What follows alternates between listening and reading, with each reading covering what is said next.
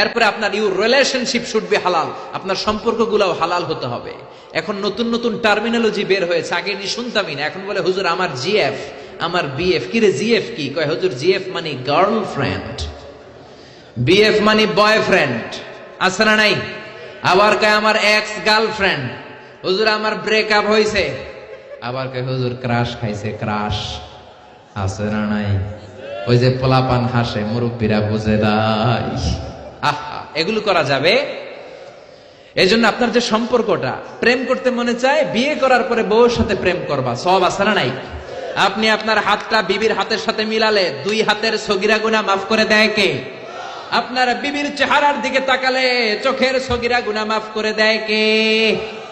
তুমি সুন্দর তাই চেয়ে থাকি, সে কি মোর অপরাধ? বিবির দিকে, স্ত্রীর দিকে তাকাইয়া সুন্দরী বলে অপরাধ নাই, কিন্তু শালীরে সুন্দর বললে অপরাধ আছে না নাই? ভাবিরে সুন্দর বললে অপরাধ আছে না নাই?